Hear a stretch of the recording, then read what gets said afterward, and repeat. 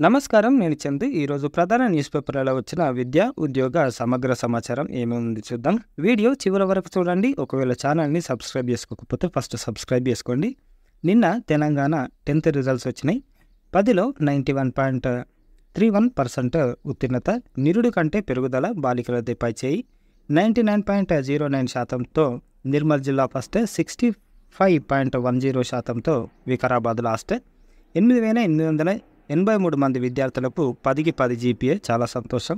3,927 పాఠశాలలో 100% పాస్. తెలుగులో గట్టెక్కని 2.88% మంది.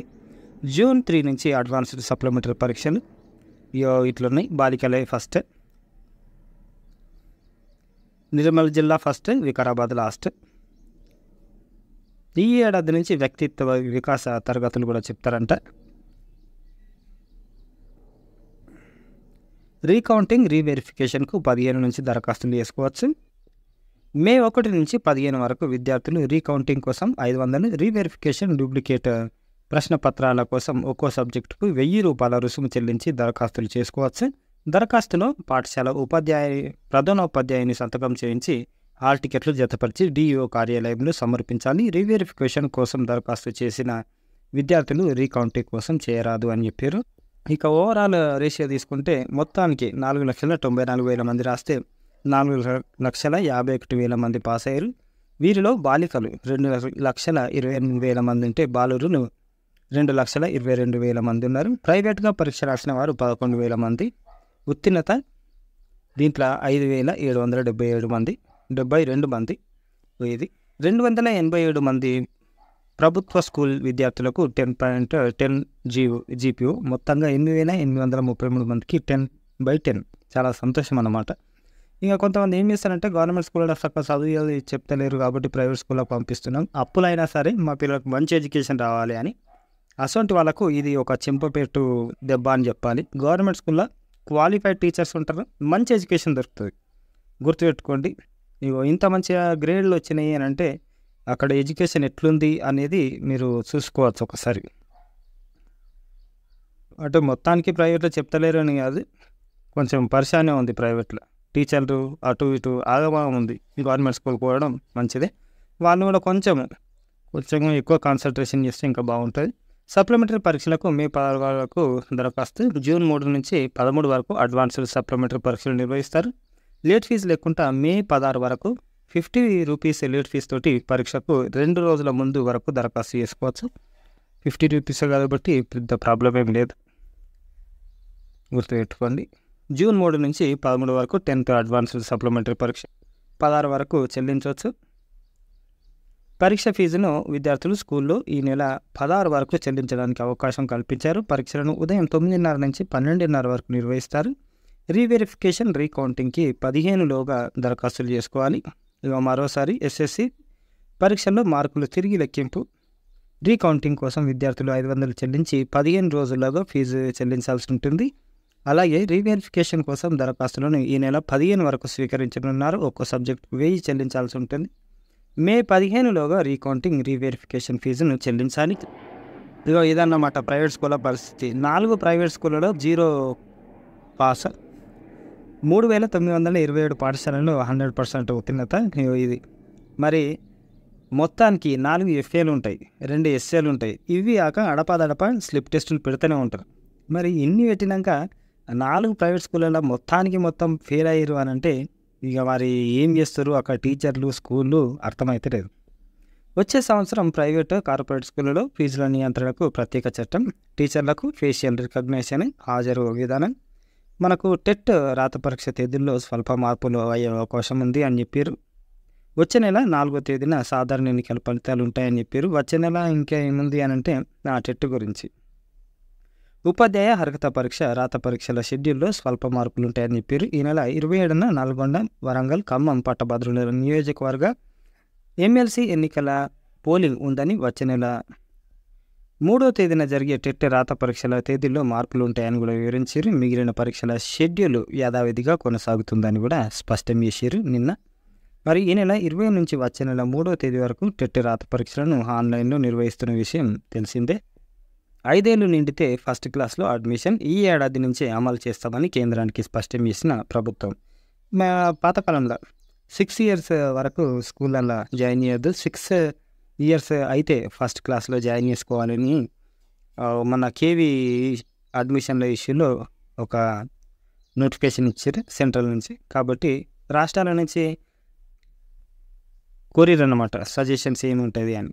మన స్టేట్ 5 ఏళ్లు నిండితే ఫస్ట్ క్లాస్లో అడ్మిషన్ ఇస్తామని చెప్పారు. ఇకపోతే నోటీస్ బోర్డు న్యూట్రిషన్ ఇన్స్టిట్యూట్లో SRF ఫీల్డ్ వర్కర్లు, దీనికి లాస్ట్ డేట్ ఇంటర్వ్యూ 13-14 ఈ నెల. Government medical college Srinagar Kashmir, main ICMR NIC.in. Rajendra memorial research ఇన్స్టిట్యూట్లో మనకు ఇట్లా పోస్టులు ఉన్నాయి. అర్హతను అనుసరించి మనకు డిగ్రీ, PG, డిప్లొమా ఉండాలి. ఆన్లైన్ దరఖాస్తుకు తేదీ 13/5, ఇంటర్వ్యూ 16/5కి ఉంటుంది. వెబ్సైట్ ఇది.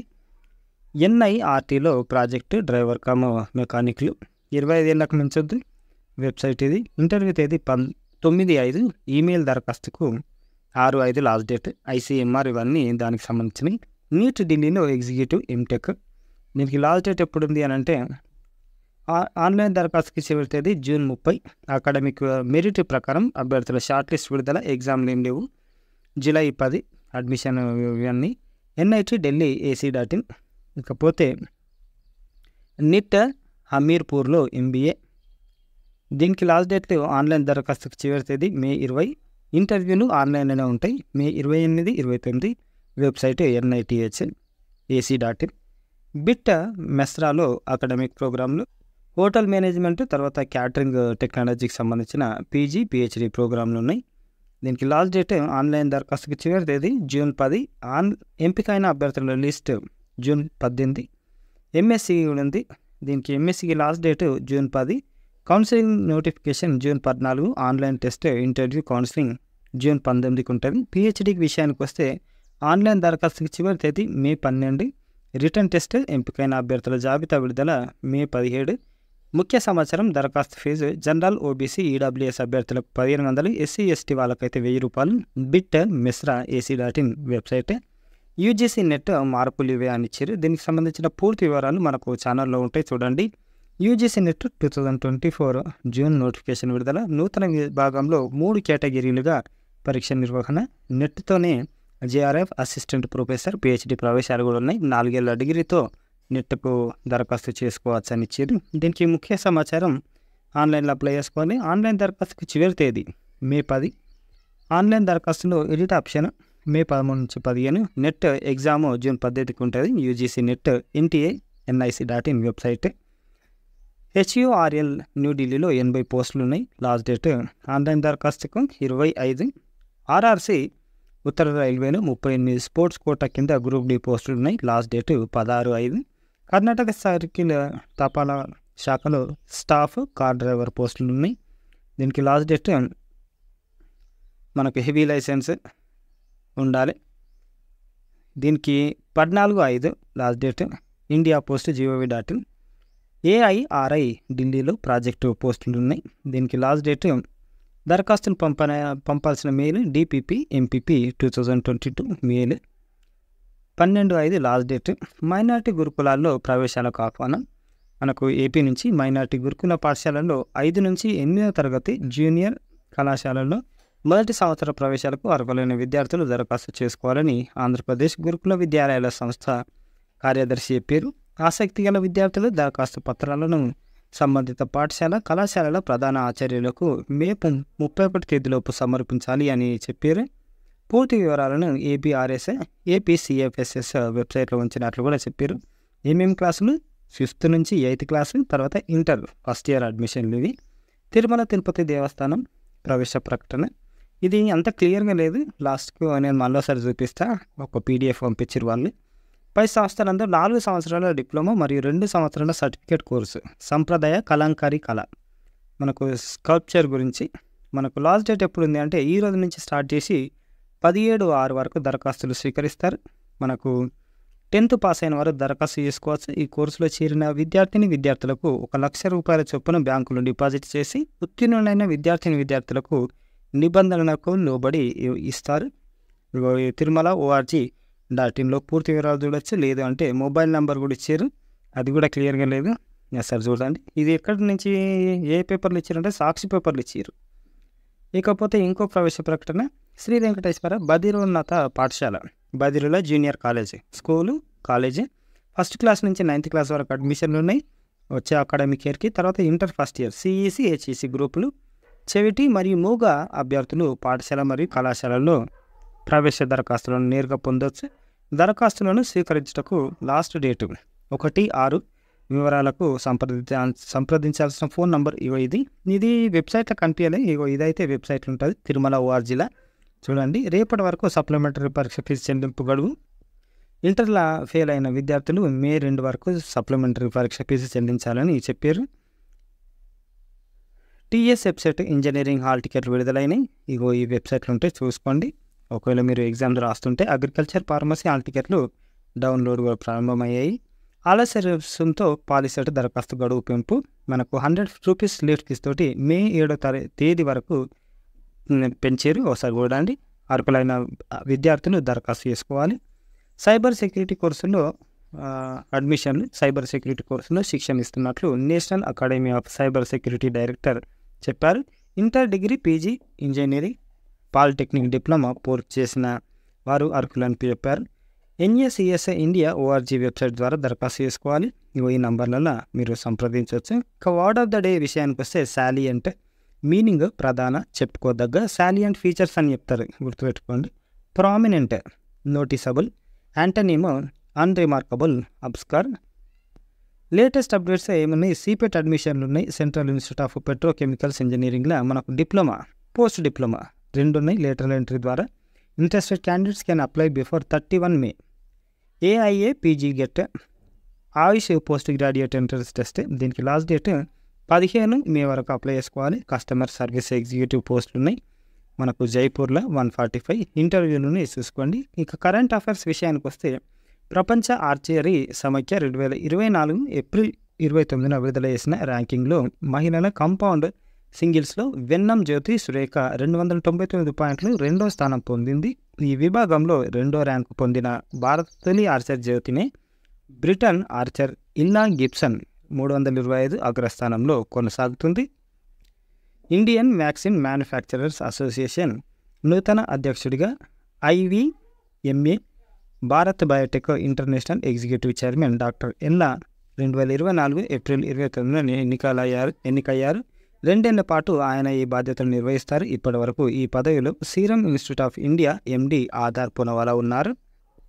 హిందూ మహాసముద్ర జలాల ఉపరితల ఉష్ణోగ్రతలు 2020 నుంచి 2100 మధ్య 1.4 degrees నుంచి 3 degrees Celsius వరకు పెరగొచ్చని ఒక అధ్యయనం పేర్కొంది. దీనివల్ల ఈ ప్రాంతంలో తీవ్ర ఉష్ణోగ్రతలు దాదాపు శాశ్వతంగా ఉంటాయని తెలిపింది. తుఫాన్లు తీవ్రం కావచ్చని, ఋతుపవనాల తీరుతెన్నులపై ప్రభావం పడవచ్చని పేర్కొంది. పూణేలోని Indian institute of tropical meteorology IITMకు చెందిన రాక్సీ మాథ్యూ కాల్ నేతృత్వంలోని శాస్త్రవేత్తల బృందం ఈ పరిశోధన చేసింది. పాకిస్తాన్ వన్డే T20 ప్రధాన కోచ్గా గ్యారీ కిర్స్టెన్ నియమితులయ్యాడు. ఇతను 2011 ప్రపంచ కప్ గెలిచిన భారత జట్టుకు కోచ్గా వ్యవహరించాడు. టెస్ట్ జట్టు ప్రధాన కోచ్గా ఆస్ట్రేలియా మాజీ స్పిడ్స్టర్ జేసన్ గిలెప్సీ, మాజీ ఆల్రౌండర్ అజహార్ మహమూద్ అన్ని ఫార్మాట్లలోనూ పాక్ సహాయ కోచ్గా నియమితులయ్యారు. వడదెబ్బ చికిత్సలకు హీట్ స్ట్రోక్ క్లినిక్లు గాంధీ ఉస్మానియాల్లో అత్యవసర సేవలు అందిస్తారంట. మరి ఏమేమి లక్షణాలు ఎట్లుంటాయంటే సాధారణంగా కొన్ని లక్షణాలను బట్టి వడదెబ్బగా గుర్తించాలని వైద్య నిపుణులు చెప్తున్నారు. శరీర ఉష్ణోగ్రత బాడీ టెంపరేచర్ 40 degrees Celsius లేదా అంతకంటే ఎక్కువ పెరిగినప్పుడు వడదెబ్బ బారిన పడే అవకాశం ఉంది. శరీరంలోని నీరంతా చెమట రూపంలో బయటకు పోతుంది. ముఖ్యంగా అలసట, తలనొప్పి, తల తిరగడం, వేగంగా గుండె కొట్టుకోవడం, వికారం, పాలిపోయిన చర్మం వంటి లక్షణాలు కనిపిస్తాయి. వెంటనే సమీపంలోని ఆసుపత్రికి తరలించి చికిత్స అందించకపోతే ప్రాణాలు పోయే ప్రమాదం ఉంటుందని వైద్యులు తెలిపారు. తొలుత రోగిని నీడ ప్రాంతానికి తరలించాలి. చల్లటి నీటితో లేదా స్పాంజ్, ఐస్ ప్యాక్లతో నుదురు, మెడపై ఉంచి చల్లని టవల్తో శరీరాన్ని తొడవాలి. అపస్మారక అన్కాన్షియస్ స్థితిలోకి చేరుకుంటే ఎలాంటి నిర్లక్ష్యం చేయకుండా వెంటనే ఆసుపత్రికి తరలించి చికిత్స అందించాలని చెప్పారు. నిర్లక్ష్యం చూపితే ప్రమాదమే. వడదెబ్బ విషయంలో నిర్లక్ష్యం చూపితే ప్రాణాలకే ప్రమాదం. ఎక్కువ ఆయిల్తో కూడిన ఆహారానికి దూరంగా ఉండాలి.